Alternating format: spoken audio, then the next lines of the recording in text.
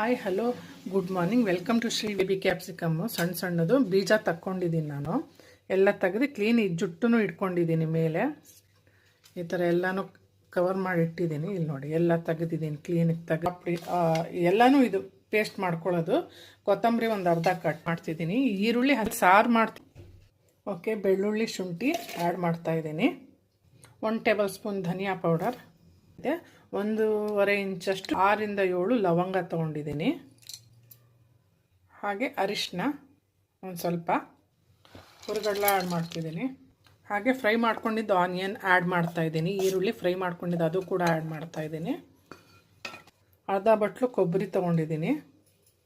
ಈಗ fine paste ಮಾಡ್ಕೊಳ್ಳೋಣ. ಒಂದು ಪ್ಲೇಟಲ್ಲಿ ತಕ್ಕೊಳ್ತಾ ಇದ್ದೀನಿ. ಈಗ ಬೋನ್ಲೆಸ್ ಚಿಕನ್ ಆ್ಯಡ್ ಮಾಡ್ತಾ ಇದ್ದೀನಿ. ಅದು ಕೂಡ ಈಗ ಫೈನ್ ಪೇಸ್ಟ್, ಇಲ್ಲಿ ನೋಡಿರಿ ಫೈನ್ ಪೇಸ್ಟ್ ಮಾಡ್ಕೊಂಡಿದ್ದೀನಿ. ಇದು ಮಸಾಲೆ ರುಬ್ಕೊಂಡಿದ್ದು ಪಕ್ಕದಲ್ಲಿ ಇಟ್ಕೊಂಡಿದ್ದೀನಿ. ಇದು ಖಾರದ ಪುಡಿ ಆ್ಯಡ್ ಮಾಡ್ತಿದ್ದೀನಿ. ಅದನ್ನು ಮಿಕ್ಸ್ ಮಾಡ್ಕೊಳ್ಳೋಣ. ಇದನ್ನು ಉಪ್ಪು, ಇದು ಬೀಜ ತೆಗ್ದಿದ್ದೀನಿ. ಇದರಲ್ಲಿ ಸ್ಟಫಿಂಗ್ ಮಾಡ್ತಾ ಹೋಗೋದು. ರೊಟ್ಟಿ, ಚಪಾತಿಗೆ, ಜೋಳದ ರೊಟ್ಟಿಗೆಲ್ಲ ತುಂಬ ಸೂಪರ್ ಮಾಡಿಬಿಟ್ಟು ನೀವು ಮಾಡಿ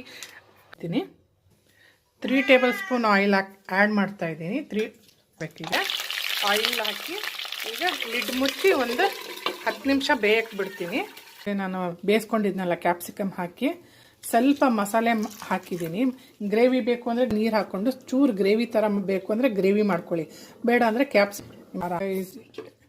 ಕ್ಯಾಪ್ಸಿಕಮ್ ಕೈಮಾ ಕೊಡಿ. ಸಬ್ಸ್ಕ್ರೈಬ್ ಮಾಡೋದು